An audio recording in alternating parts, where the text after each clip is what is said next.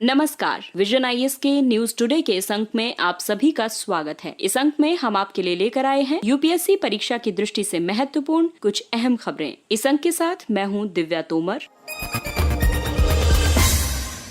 आइए सबसे पहले बात करते हैं इस अंक की सुर्खियों के बारे में। जलवायु परिवर्तन पर अंतर सरकारी पैनल आईपीसीसी ने climate change 2021 the physical science basis शीर्षक से रिपोर्ट जारी की। संयुक्त राष्ट्र सुरक्षा परिषद में प्रधानमंत्री ने वैश्विक समुद्री सुरक्षा के 5 सिद्धांतों को सूचीबद्ध किया। संविधान का 127वां संशोधन विधेयक 2021 प्रस्तुत किया गया। उच्चतम न्यायालय ने भारतीय प्रतिस्पर्धा आयोग की जांच के विरुद्ध अमेजन और फ्लिपकार्ट की याचिका अस्वीकार की। न्यायाधीशों की नियुक्ति के लिए कॉलेजियम की अनुशंसाओं पर सरकार की देरी को लेकर उच्चतम न्यायालय ने चिंता व्यक्त की और प्रधानमंत्री ने 11,000 करोड़ रुपए का ऑयल पाम मिशन आरंभ किया। और अब खबरें विस्तार से। इस अंक की पहली खबर जीएस पेपर 1 और जीएस पेपर 3 से संबंधित है। आईपीसीसी ने climate change 2021 the physical science basis शीर्षक से रिपोर्ट जारी की है। ये रिपोर्ट जलवायु परिवर्तन पर अंतर सरकारी पैनल यानी आईपीसीसी की छठी आकलन रिपोर्ट में कार्य समूह 1 के योगदान के प्रमुख निष्कर्ष प्रस्तुत करती है। इन निष्कर्षों में जलवायु की वर्तमान स्थिति के बारे में कहा गया है कि वर्ष 1850 से 1900 और वर्ष 2010 से 2019 के बीच वैश्विक सतह तापमान 0.8 डिग्री सेल्सियस से बढ़कर 1.3 डिग्री सेल्सियस हो गया है। वर्ष 2019 में वायुमंडलीय CO2 की सांद्रता कम से कम 2 मिलियन वर्षों में किसी भी समय की तुलना में अधिक थी। वहीं साम्यावस्था जलवायु संवेदनशील यानी equilibrium climate sensitivity 3 degree Celsius है। रिपोर्ट में कहा गया कि जलवायु संवेदनशीलता से वैश्विक औसत सतही वायु के तापमान में वृद्धि हुई, जिससे वायुमंडलीय कार्बन डाइऑक्साइड की सांद्रता 2 गुनी हो गई है। रिपोर्ट में कई भावी जलवायु संभावनाएं भी व्यक्त की गई हैं,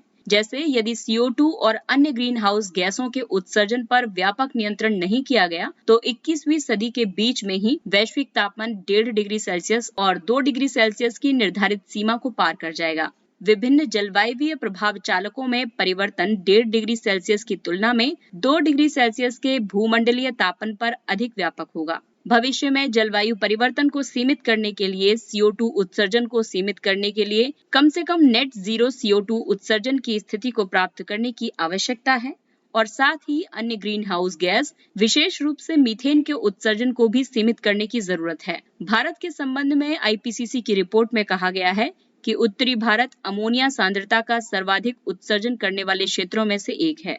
अल्पकालिक जलवायु कारकों में केवल ब्लैक कार्बन में ही भारत ने उत्सर्जन कटौती प्रदर्शित की है।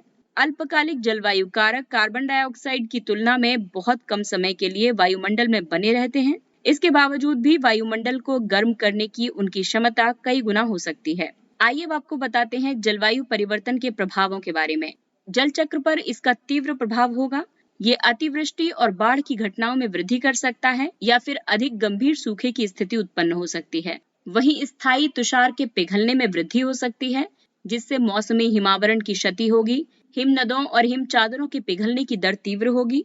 ग्रीष्मकालीन आर्कटिक समुद्री हिम को क्षति पहुंचेगी। महासागरों पर इसके प्रभाव की बात की जाए तो बार बार प्रभावी होने वाली समुद्री ऊष्मीय तरंगों से महासागरों के औसत तापमान में वृद्धि होगी। महासागरों का अम्लीकरण और उनके ऑक्सीजन स्तर में गिरावट आएगी। इसके अलावा महासागरीय पारितंत्र और उससे जुड़े लोगों पर प्रभाव होगा। वर्षण प्रतिरूप की बात की जाए तो इससे उच्चतर अक्षांशों में वर्षण में वृद्धि होगी। उपोष्ण कटिबंध में वर्षण में गिरावट आएगी। वहीं समुद्री जलस्तर में सतत वृद्धि होगी। इससे अधिक गंभीर और बार बार आने वाली तटीय बाढ़ में वृद्धि होगी। सदी के अंत के प्रत्येक वर्ष में समुद्री जलस्तर में अत्यधिक वृद्धि होगी। शहरों पर जलवायु परिवर्तन के प्रभावों की बात करें तो इससे तापमान में वृद्धि होगी। अधिक वर्षा से बाढ़ और तटीय शहरों में समुद्री जलस्तर में वृद्धि होगी। अगली खबर पेपर 2 के महत्वपूर्ण अंतर्राष्ट्रीय संस्थान, संस्थाएं और मंच, उनकी संरचना और अधिदेश टॉपिक से संबंधित है। इसके अलावा पेपर 3 में ये आंतरिक सुरक्षा से संबंधित है, जिसमें ये सीमावर्ती क्षेत्रों में सुरक्षा चुनौतियों और उनका प्रबंधन से संबंधित है। संयुक्त राष्ट्र सुरक्षा परिषद की परिचर्चा में प्रधानमंत्री ने वैश्विक समुद्री सुरक्षा के लिए 5 सिद्धांतों को सूचीबद्ध किया। हाल ही में प्रधानमंत्री ने समुद्री सुरक्षा पर एक उच्च स्तरीय परिचर्चा की अध्यक्षता की इस परिचर्चा का विषय समुद्री सुरक्षा को बढ़ावा, अंतर्राष्ट्रीय सहयोग की आवश्यकता था। ये संयुक्त राष्ट्र सुरक्षा परिषद की अपनी अध्यक्षता की अवधि के दौरान भारत द्वारा आयोजित किए जा रहे 3 प्रमुख कार्यक्रमों में से एक है। ये भारत द्वारा कार्यान्वित की गई पहल सागर के अनुरूप है। सागर यानी security and growth for all in the region. प्रधानमंत्री के 5 सिद्धांतों की बात की जाए तो इनमें सबसे पहले शामिल है वैध समुद्री व्यापार के लिए बाधाओं का निवारण करना। इस सिद्धांत का तर्क ये है कि महासागर विश्व की साझी विरासत है और आधुनिक समुद्री मार्ग अंतर्राष्ट्रीय व्यापार की जीवन रेखाएं हैं। वहीं दूसरा सिद्धांत है समुद्री विवादों का शांतिपूर्ण तरीकों से और अंतर्राष्ट्रीय विधियों के आधार पर समाधान करना। इस सिद्धांत को इसलिए लाया गया क्योंकि राष्ट्रों को समुद्री विधि पर संयुक्त राष्ट्र अभिसमय यानी अंक्लोज के आधार पर समुद्री विवादों का निपटान करना चाहिए। उदाहरण के लिए भारत ने इसके आधार पर ही बांग्लादेश के साथ अपने विवादों का समाधान किया है। तीसरा सिद्धांत है प्राकृतिक आपदाओं और गैर राज्य अभिकर्ताओं द्वारा उत्पन्न सामुद्रिक खतरों का एकजुट होकर सामना करना। वैश्विक स्तर पर समुद्री यातायात की मात्रा में गिरावट के बावजूद वर्ष 2020 की पहली छमाही के दौरान समुद्री जलदस्युता और सशस्त्र डकैती के कृत्यों में 20% की वृद्धि हुई है। अंतर्राष्ट्रीय संगठित अपराध के विरुद्ध संयुक्त राष्ट्र अभिसमय को लागू करने की आवश्यकता है। चौथा सिद्धांत है समुद्री पर्यावरण और संसाधनों का संरक्षण। ये सिद्धांत इसलिए लाया गया है क्योंकि महासागर तटीय क्षेत्रों में अधिवासित निर्धन समुदायों की न केवल आजीविका बल्कि उनके सामाजिक और सांस्कृतिक जीवन के लिए भी महत्वपूर्ण है। और पांचवा सिद्धांत है उत्तरदायी समुद्री संपर्क को प्रोत्साहित करना। इस सिद्धांत को लाने के पीछे ये तर्क है कि वर्तमान में हमारे पास international ship and port facility security code उपलब्ध है। यूएनएससी की भारत द्वारा अध्यक्षता पर ज्यादा जानकारी के लिए आप 1 और 2 अगस्त के न्यूज टुडे संस्करण को दोबारा देख सकते हैं। अब बात करते हैं पेपर 2 से संबंधित। संविधान का 127वां संशोधन विधेयक 2021 प्रस्तुत किया गया। विधेयक का उद्देश्य 102वें संविधान संशोधन अधिनियम 2018 के कुछ प्रावधानों को स्पष्ट करना है। ये इसलिए प्रस्तुत किया गया ताकि पिछड़े वर्गों की पहचान करने के लिए राज्यों की शक्ति को पुनर्स्थापित करने में सहायता की जा सके। 102वें संविधान संशोधन अधिनियम 2018 ने राष्ट्रीय पिछड़ा वर्ग आयोग को अनुच्छेद 338B के तहत संवैधानिक दर्जा प्रदान किया गया है। इस संशोधन ने 2 नए अनुच्छेद भी शामिल किए हैं और ये 2 नए अनुच्छेद हैं अनुच्छेद 342A, ये सामाजिक और शैक्षणिक रूप से पिछड़े वर्गों की केंद्रीय सूची से संबंधित है, और दूसरा है अनुच्छेद 366-26C, ये सामाजिक और शैक्षणिक रूप से पिछड़े वर्गों को परिभाषित करता है। हालांकि ये मुद्दा तब सामने आया जब उच्चतम न्यायालय ने अपने निर्णय में मराठों के लिए आरक्षण कोटा को निरस्त कर दिया था। इस निर्णय में ये तर्क दिया गया था कि 102वें संविधान संशोधन अधिनियम 2018 के लागू होने के बाद केवल केंद्र सरकार ही सामाजिक और शैक्षणिक रूप से पिछड़े वर्गों को अधिसूचित कर सकती है, राज्य सरकार ऐसा नहीं कर सकती है। वर्ष 1993 में भारत में ओबीसी सूचियां केंद्र सरकार और संबंधित राज्य सरकारों द्वारा अलग अलग तैयार की जाती थी। अनुच्छेद 15(4), 15(5) और 16(4) राज्य को सामाजिक और शैक्षणिक रूप से पिछड़े वर्गों की सूची की पहचान करने और उनकी घोषणा करने की शक्ति प्रदान करते हैं। इस तरह से 127वां संशोधन विधेयक अनुच्छेद 338B, 342A और 366(26C) में संशोधन करके ये स्पष्ट करता है कि राज्य सरकार तथा संघ शासित प्रदेशों को सोशियो इकोनॉमिक बैकवर्ड क्लासेस की अपनी राज्य सूची या संघ शासित प्रदेश सूची तैयार करने और उसे बनाए रखने का अधिकार है। अगली खबर पेपर 2 के टॉपिक सांविधिक विनियामक और विभिन्न अर्धन्यायिक निकायों से संबंधित है। उच्चतम न्यायालय ने भारतीय प्रतिस्पर्धा आयोग की जांच के विरुद्ध अमेजॉन और फ्लिपकार्ट की याचिका अस्वीकार की। उच्चतम न्यायालय ने अमेजॉन और फ्लिपकार्ट से जुड़े एक मामले में कर्नाटक उच्च न्यायालय के आदेश में हस्तक्षेप करना अस्वीकार कर दिया है। आपको बता दें कि इस आदेश में कर्नाटक उच्च न्यायालय ने कथित प्रतिस्पर्धा विरोधी प्रथाओं के लिए अमेजॉन और फ्लिपकार्ट के विरुद्ध भारतीय प्रतिस्पर्धा आयोग द्वारा आरंभ की गई जांच को रोकने से अस्वीकृत कर दिया था। सीसीआई द्वारा ये जांच सूक्ष्म लघु और मध्यम उद्यम समूह द्वारा एक शिकायत के बाद आरंभ की गई थी। शिकायत में ये उल्लेख किया गया था कि अमेजॉन और फ्लिपकार्ट ये दोनों कंपनियां इनमें अप्रत्यक्ष हिस्सेदारी रखने वाले कुछ विक्रेताओं के प्रति अधिमान्य यानी प्रेफरेंशियल व्यवहार अपना रही हैं। फ्लिपकार्ट और अमेजॉन ने अपने अधिमान्य विक्रेताओं के साथ वर्टिकल समझौतों के माध्यम से उन्हें आक्रामक मूल्य निर्धारण, अधिमान्य व्यवहार और अत्यधिक छूट की अनैतिक सुविधा प्रदान की है। इसके कारण अन्य व्यापारियों को ऑनलाइन मार्केट प्लेस से फोरक्लोजर के लिए विवश होना पड़ रहा है। अत्यधिक छूट के अंतर्गत कीमत में सामान्य से अधिक या ज्यादा छूट प्रदान करना शामिल है। उदाहरण के लिए कुछ सेल फोन की ऑनलाइन बिक्री के लिए बहुत अधिक छूट प्रस्तावित करना। आक्रामक या सस्ता मूल्य निर्धारण के तहत कीमतों में अत्यधिक कमी करके अवैध रूप से प्रतिस्पर्धा को समाप्त करने का प्रयास किया जाता है। इसके बाद कम प्रतिस्पर्धियों की उपस्थिति में नुकसान की प्रतिपूर्ति के लिए कीमतों में वृद्धि कर दी जाती है। इस समस्या का समाधान करने के लिए सरकार द्वारा ई कॉमर्स नीति का प्रारूप तैयार किया गया है। इस नीति का उद्देश्य ये सुनिश्चित करना है कि ई कॉमर्स संस्थाएं डिजिटल एकाधिकार स्थापित न करें, साथ ही अपने प्लेटफॉर्म पर पंजीकृत सभी विक्रेताओं या वेंडर्स के साथ समान व्यवहार सुनिश्चित करें। भारतीय प्रतिस्पर्धा आयोग प्रतिस्पर्धा अधिनियम 2002 के तहत स्थापित एक वैधानिक निकाय है। आयोग का कार्य प्रतिस्पर्धा पर पड़ने वाले प्रतिकूल प्रभाव वाले व्यवहारों को समाप्त करना, प्रतिस्पर्धा को बढ़ावा देना और उसे सतत रूप से बनाए रखना, उपभोक्ताओं के हितों की रक्षा करना और भारतीय बाजारों में व्यापार की स्वतंत्रता सुनिश्चित करना है।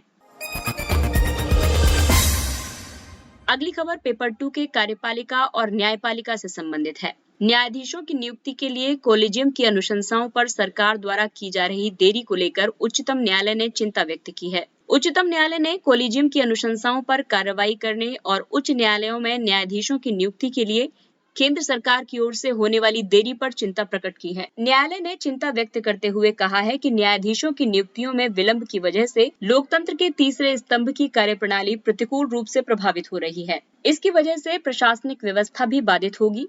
आपको बता दें कि 1 अगस्त 2021 तक देश के 25 उच्च न्यायालयों में न्यायाधीशों के कुल 1098 स्वीकृत पदों में से 455 पद रिक्त हैं। इस वर्ष के आरंभ में ही PLR प्रोजेक्ट्स लिमिटेड बनाम महानदी कोलफील्ड्स प्राइवेट लिमिटेड वाद में उच्चतम न्यायालय ने पहली बार उच्च न्यायालयों में न्यायाधीशों की नियुक्ति के लिए सरकार के लिए न्यायिक रूप से अनिवार्य समय सीमा निर्धारित की थी। उच्च न्यायालय के कोलिजियम द्वारा नियुक्तियों की अनुशंसा किए जाने के बाद केंद्र सरकार को 3-4 सप्ताह के भीतर ही कोलिजियम की अनुशंसाओं के अनुसार नियुक्तियां करनी चाहिए थी। कोलिजियम प्रणाली के अंतर्गत भारत के मुख्य न्यायाधीश, सुप्रीम कोर्ट के 4 वरिष्ठ न्यायाधीशों और एक उच्च न्यायालय के 3 न्यायाधीशों से बनी एक समिति होती है।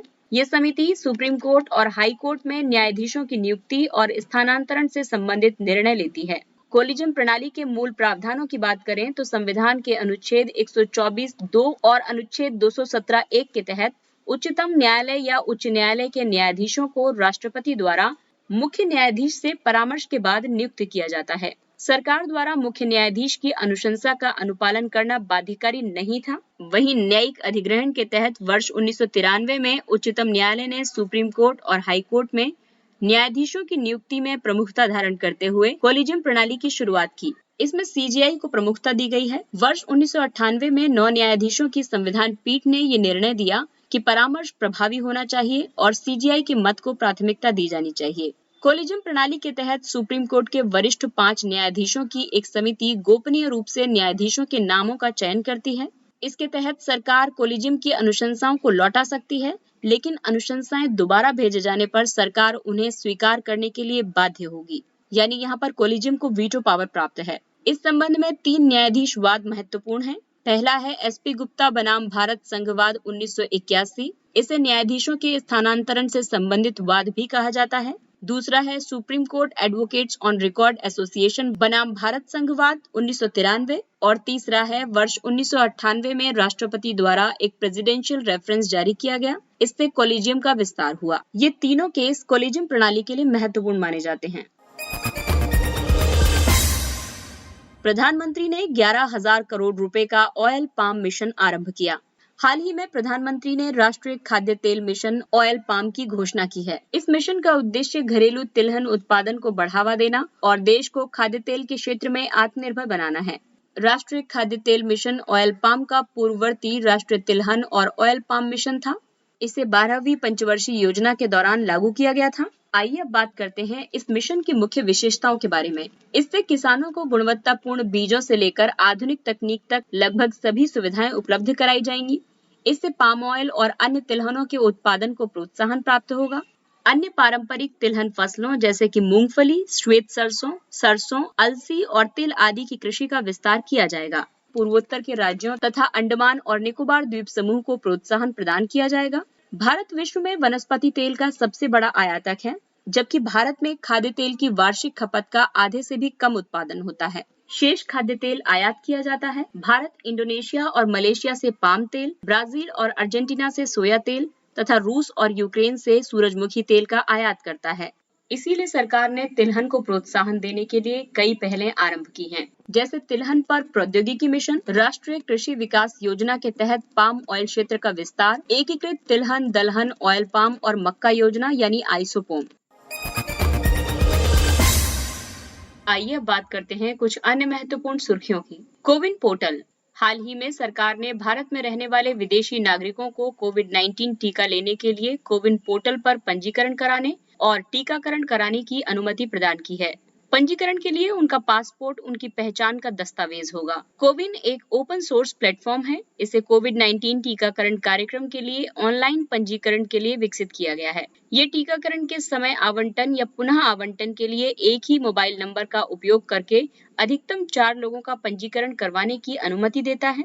कोविन ग्लोबल कॉन्क्लेव में भारत ने कोविड का सामना करने के लिए सभी देशों के लिए इस प्लेटफॉर्म को एक डिजिटल सार्वजनिक मंच के रूप में उपलब्ध कराने का प्रस्ताव प्रस्तुत किया है। भारत इंटरनेट गवर्नेंस फोरम की मेजबानी करेगा। इसे भारत में पहली बार आयोजित किया जा रहा है। ये फोरम इंटरनेट के संदर्भ में अंतर्राष्ट्रीय नीति निर्माण पर देश के बढ़ते प्रभाव को प्रदर्शित करेगा। भारत विश्व में दूसरा सर्वाधिक ब्रॉडबैंड सब्सक्रिप्शन वाला देश है। यहाँ प्रति उपयोगकर्ता प्रति माह सर्वाधिक डेटा खपत दर्ज की गई है। आयोजित कार्यक्रमों का विषय डिजिटल इंडिया के लिए समावेशी इंटरनेट है। IGF इंटरनेट अभिशासन नीति पर विचार विमर्श के लिए संयुक्त राष्ट्र आधारित मंच है। ये इंटरनेट से संबंधित लोक नीति के मुद्दों पर चर्चा करने के लिए विभिन्न समूहों के प्रतिनिधियों को एक साथ एक मंच पर लाता है। Colombo security conclave. भारत, श्रीलंका और मालदीव इस कॉन्क्लेव के सदस्य हैं। इसका सचिवालय कोलंबो में स्थित है। ये समुद्री सुरक्षा पर राष्ट्रीय सुरक्षा सलाहकार के स्तर के त्रिपक्षीय समूह का परिवर्तित संस्करण है। हाल ही में उप राष्ट्रीय सुरक्षा सलाहकार स्तरीय वार्ता में बांग्लादेश, मॉरिशस और सेशेल्स ने सम्मेलन के पूर्णकालिक सदस्य बनने के प्रस्ताव को स्वीकार कर लिया है। आपको बता दें कि इन सभी को अभी तक पर्यवेक्षक सदस्यों का दर्जा प्राप्त है। इससे सुरक्षा सम्मेलन को बेहतर सहयोग और समन्वय स्थापित करने में सहायता प्राप्त होगी। साथ ही साझे सुरक्षा खतरों से प्रभावी ढंग से निपटने की क्षमता के निर्माण में भी मदद मिलेगी। साइबर सुरक्षा। संयुक्त राष्ट्र सुरक्षा परिषद सचिवालय ने साइबर सुरक्षा ऑडिट की एक आधारभूत आवश्यकता का अनुपालन किया जाना निर्धारित किया है।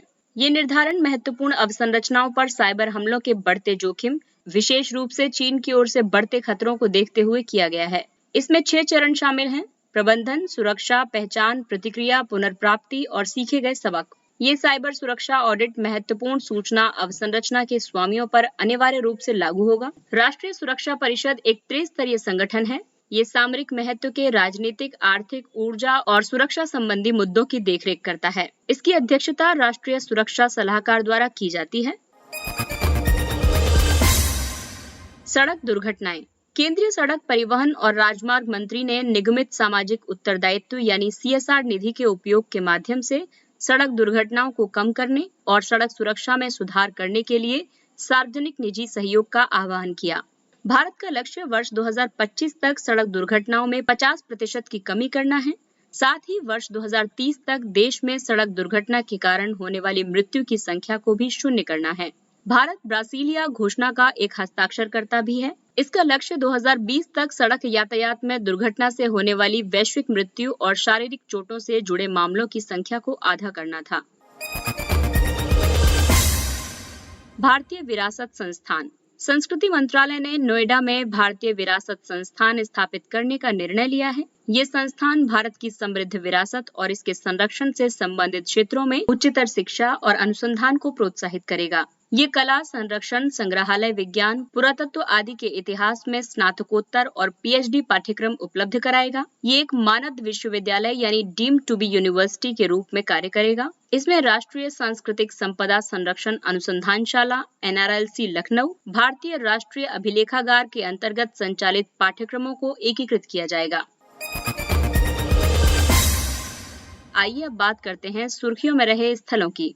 सेंट विंसेंट और ग्रेनेडाइंस। भारत के प्रधानमंत्री ने सेंट विंसेंट और ग्रेनेडाइंस के प्रधानमंत्री पर हमले की निंदा की है, जो एक प्रस्तावित वैक्सीन जनादेश के जनविरोध में घायल हो गए थे। सेंट विंसेंट और ग्रेनेडाइंस दक्षिणी कैरिबियन सागर में 32 द्वीपों की एक श्रृंखला है।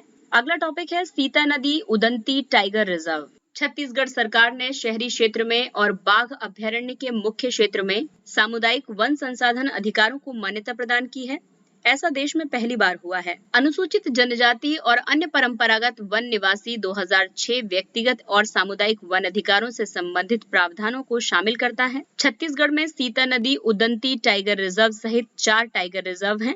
अन्य 3 टाइगर रिजर्व हैं अचानक मार टाइगर रिजर्व, गुरु घासीदास राष्ट्रीय उद्यान और इंद्रावती टाइगर रिजर्व। मेरापी पर्वत हाल ही में इंडोनेशिया में सर्वाधिक अस्त और सक्रिय ज्वालामुखी प्रस्फुटित हो गया है। ये शिखर योग्याकर्ता के निकट अवस्थित है। ये कई लाख की आबादी वाला विस्तृत और प्राचीन शहर है। इंडोनेशिया भूकंप और ज्वालामुखी गतिविधि के प्रतिप्रवण क्षेत्र है। इसका कारण ये है कि ये प्रशांत महासागर के चारों ओर घोड़े की नाल के आकार में विस्तारित भूकंपीय भ्रंश रेखाओं के क्षेत्र यानी रिंग ऑफ फायर में स्थित है। आइए अब बात करते हैं सुर्खियों में रहे व्यक्तित्व की। दारा शिकोह। दारा शिकोह का जन्म 20 मार्च 1615 को हुआ और मृत्यु 30 अगस्त 1659 को हुई। भारतीय पुरातत्व सर्वेक्षण के अनुसार मुगल शहजादे की समाधि का स्थल एक रहस्य बना हुआ है। संस्कृति मंत्रालय ने वर्ष 2020 में हुमायूं के मकबरे के परिसर के भीतर कब्र का पता लगाने के लिए एक समिति का गठन किया था। दारा शिकोह शाहजहां का ज्येष्ठ पुत्र था और अपने भाई औरंगजेब के विरुद्ध उत्तराधिकार की लड़ाई में पराजित होने के बाद उसका वध कर दिया गया था। उसे एक उदार मुस्लिम के रूप में वर्णित किया गया है। दारा शिकोह ने हिंदू और इस्लामी परंपराओं के बीच समानताएं खोजने का प्रयास किया था। दारा शिकोह ने भगवत गीता के साथ साथ 52 उपनिषदों का फारसी में अनुवाद किया था। इससे पहले ये ज्ञान केवल कुछ उच्च जाति के हिंदुओं तक ही सीमित था। सूफी रहस्यवाद में भी दारा शिकोह की गहरी रुचि थी। बाद में वो सूफिज्म से प्रभावित होकर कादरी सिलसिले में दीक्षित हुए थे। इसके साथ ही ये अंक समाप्त होता है। अगले अंक में फिर मुलाकात होगी कुछ अन्य महत्वपूर्ण खबरों के साथ। तब तक अपना ख्याल रखिए और 18 वर्ष से अधिक के सभी लोग कोविड के दोनों टीके लगवाएं। इसके अलावा कोविड नियमों का पालन करें, मास्क पहनिए, 2 गज की सुरक्षित दूरी बनाए रखें और हाथ और मुंह साफ रखें। इसके साथ ही विजन IAS की पूरी टीम को दीजिए इजाजत। नमस्कार।